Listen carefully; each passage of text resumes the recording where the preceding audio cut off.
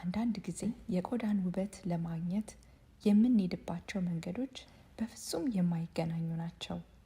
ቆዳችን ትክክለኛ የሆነ ውበትን ለማግኘት የሚፈልጋቸው ኒውትሪሽኖች አሉ።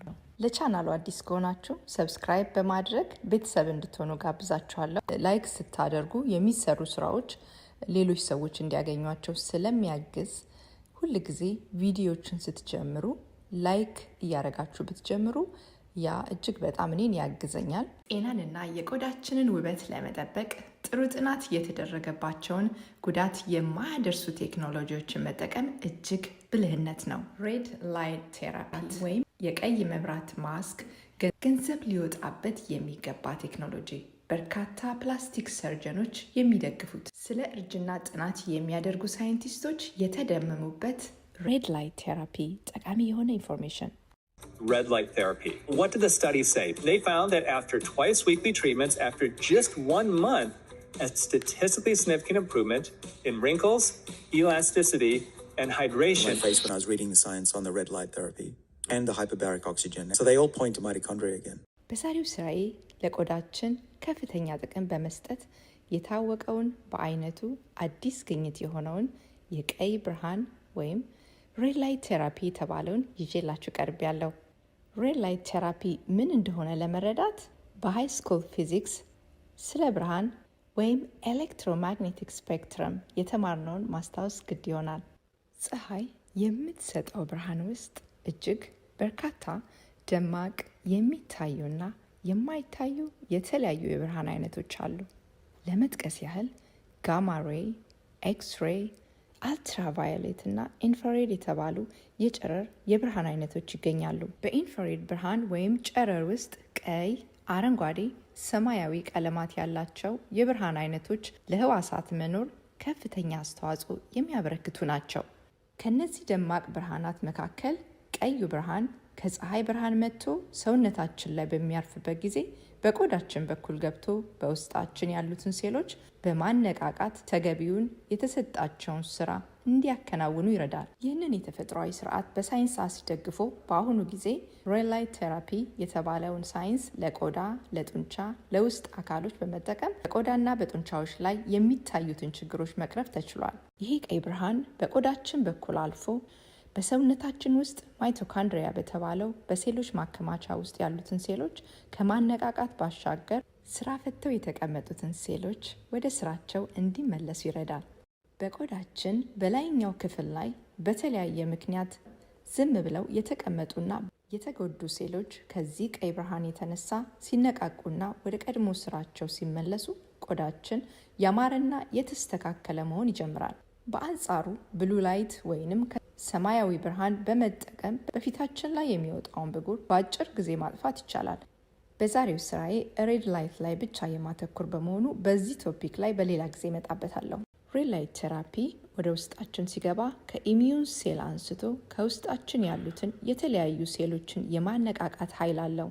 ከቆዳ ጋር ተያይዞ ግን ፊታችን በከባድ ፀሐይና በኬሚካል ምክንያት ሲጎዳ፣ ከእድሜ ጋር ተያይዞ ሲሸበሸብና ሲጨማደድ ይህንን ላይት በአግባቡ በመጠቀም ቆዳችንን እንደገና ማደስ ይቻላል። ፀሐይን በአካባቢ በመሞቅ ይህን ላይት ማግኘት ይቻላል። ነገር ግን አብዛኛው ሰው ከቤትና ከቢሮ ውስጥ በመሆን ስራውን ስለሚያከናውን በየቀኑ በፀሐይ ላይ ሆን ብሎ በመቀመጥ በቂ የፀሐይ ብርሃን አያገኝም። ሁለተኛ፣ ከወቅቶች መፈራረቅ ጋር ተያይዞ የምድራችን የላይኛው ንፍቀ ክበብ በተለይም ሰሜናዊ ዋልታ አካባቢ በአውሮፓና አሜሪካ የሚኖሩ ሰዎች በዊንተር በቂ የፀሐይ ብርሃን ስለማያገኙ።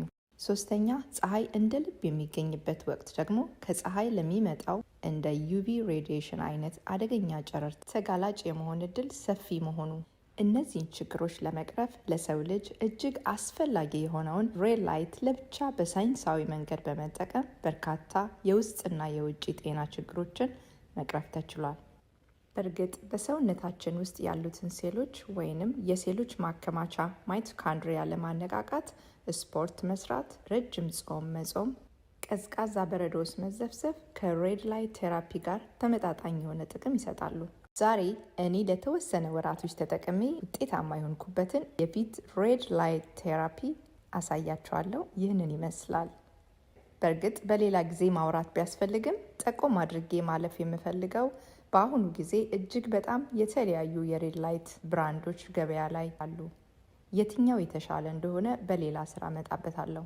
ይህንን የምታዩትን ለፊቴ የምጠቀመው ነው። እንደዚህ በፊታችሁ ላይ ለ10 ደቂቃ ያህል አስራችሁ ታስቀምጡታላችሁ። በሳምንት ከ3 እስከ 4 ጊዜ ሳታቋርጡ ብታደርጉት ከ6 ወር በኋላ በፊታችሁ ላይ ከፍተኛ ለውጥ ታያላችሁ። እንደ ማስጠንቀቂያ ለመናገር የምፈልገው ከመጠን በላይ መጠቀም ከፍተኛ የሆነ የቆዳ ችግር ሊያመጣ እንደሚችል ለመጠቆም ወዳለሁ። በዚህ ዙሪያ በሰፊው ለመነጋገር ለምትፈልጉ በኮሜንት ብታሳውቁኝ ላይቭ በመውጣት በቂ የሆነ ኢንፎርሜሽን ልሰጣችሁ እችላለሁ። ይህ ሬድ ላይት ቴራፒ ለቆዳችን ብቻ ሳይሆን በመላው ሰውነታችን ውስጥ ያለውን የሴል ማይቶካንድሪያ እንዲነቃቃና የተለያዩ በሽታዎችን ለማከም ከተፈለገ ደግሞ በምስሉ ላይ እንደምትመለከቱት ሙሉ ሰውነታችንን ከዚሁ ማሽን ውስጥ በማስገባት ከፍተኛ ጥቅም ማግኘት ይቻላል። ገዝቶ ቤት ውስጥ መጠቀም የሚከብድ ከሆነ ግን በአሜሪካና በካናዳ አካባቢ ለምትኖሩ ሰዎች ፕላኔት ፊትነስ እና ሌሎች ይህንን አገልግሎት የሚሰጡ ድርጅቶች ጋር በመሄድ ተጠቃሚ መሆን ትችላላችሁ። አንዳንድ ዩቲዩበሮች ከላይ በሚቀባና በሚለጣጠፍ ነገር በ2 እና በ3 ቀን ቆዳችን እንደ በረዶ ማንጻት ይቻላል የሚሉ አደናጋሪ መልእክቶች ከእውነት የራቁ በመሆኑ በጥናትና በሳይንስ የተደገፈ ጤናችንን የማይጎዱ ተፈጥሯዊ በሆነ መንገድ በመጠቀም ራሳችንን መጠበቅ እንችላለን። በሬድ ላይት ቴራፒ ዙሪያ የተሰሩትን በርካታ ሳይንሳዊ ጥናቶች ከዚህ ሊንክ በታች ተውላችኋለሁ። ከሁሉ በላይ ግን ውበት ከውስጥ ወደ ውጪ የሚወጣ ነገር መሆኑን ሳንዘነጋ አመጋገባችንን በማስተካከል ውስጣዊና ውጫዊ ጤናችንን እንጠብቅላለሁ። የቫይታሚን ሲ እጥረት ካለ በቆዳችን ላይ ስኬታማ የሆነ ለውጥ አናይም። ስንስቅ የምንስቅበት ቦታ ላይ ሁልጊዜ ተመሳሳይ የሆነ የመሰንጠቅ ወይም ሪንክል ነገር የመጨማደድ ነገር ይታያል። ያ የሚሆንበት ምክንያት ኮሌጅኑ በቆዳችን ላይ ያለው ኮሌጅን በቀላሉ ይሰነጠቃል ማለት ነው። ይህም የሚሆነው ከቫይታሚን ሲ እጥረት ነው።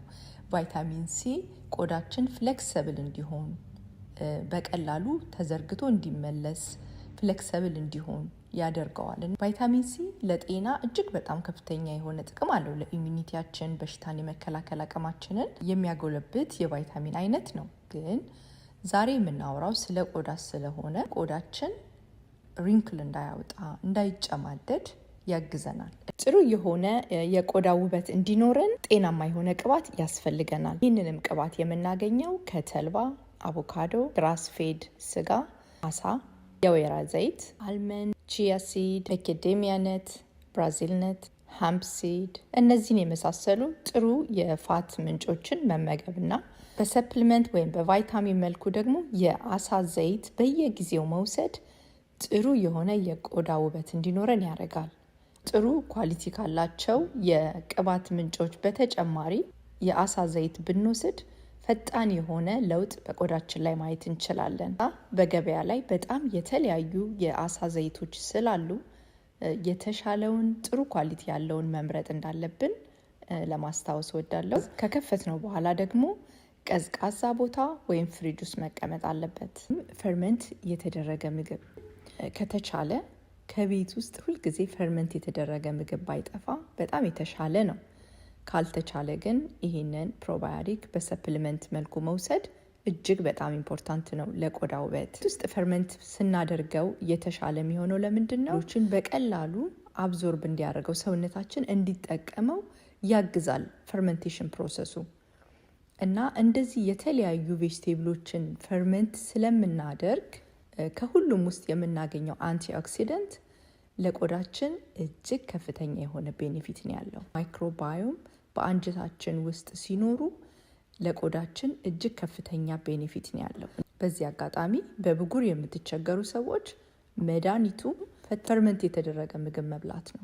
ኢንፍላሜሽን አይኖርም። ኢንፍላሜሽን ከሌለ ደግሞ ቆዳችን ጤናማና ውበት ያለው ይሆናል። ብዙ ጊዜ ኢንፍላሜሽን የቆዳን ውበት ዲስትሮይ የሚያደርግ የሚያጠፋ ነው እና ዋናውም ኢንፍላሜሽን፣ ግላይኬሽን የቆዳን ውበት የሚያጠፉት። ጠዋት ላይ በባዶ ሆዳችን ቢወሰድ ይመረጣል፣ ፕሮባዮቲክ ለመውሰድ ከመረጣችሁ ማለት ነው። እንደኔ ግን ፈርመንት ማድረግ እጅግ በጣም ጥሩ አማራጭ ነው። እድሜያችን ከፍ እያለ ሲመጣ ሰውነታችን ኮሌጅን የማምረት አቅሙ እየቀነሰ ይመጣልና ሰፖርት ማድረግ አለብን፣ መመገብ አለብን፣ ወይም በሰፕሊመንት መልኩ መውሰድ አለብን። የአጥንት ሾርባ መስራት እንችላለን። ሁል ጊዜ ያንን ለማድረግ አይመቻችም። በሰፕሊመንት መልኩ ሲሆን ግን ቀላል ነው። በየቀኑ ለመውሰድ እንዳይቋረጥም ያግዛል። ሁልጊዜ ግን አጥንት ስንቀቅል ወይም ደግሞ ሾርባ ስንሰራ ከሆነ የምንጠብቀው ያንን ባላገኘን ጊዜ ሊቋረጥ ነው። ዛሬ ያካፈልኳችሁ ኢንፎርሜሽን የራሴንም ልምድ ነው። ከላይ ያለውንም ሞይስቸራይዝድ ማድረጉ አይከፋም። ግን ሁል ጊዜ እምነታችሁ ስለ ቆዳ ውበት ሊሆን የሚገባው ከውስጥ የምትመገቡት ምግብ እንደሆነ ማወቅ አለባችሁ። ያ ነው ሪያሊቲው፣ እውነቱ እሱ ነው። ሳይንሱም የሚያሳየን ያንን ነው። ለዛሬ ያዘጋጀሁት ይህን ይመስላል። በሌላ ስራ እስከምንገናኝ ሰላም ቆዩ።